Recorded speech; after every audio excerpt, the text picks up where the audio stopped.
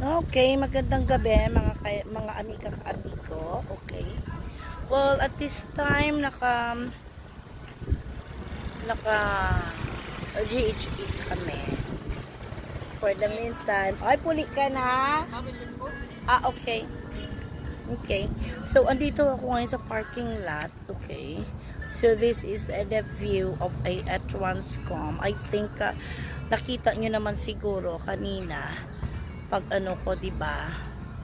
Ang hirap ng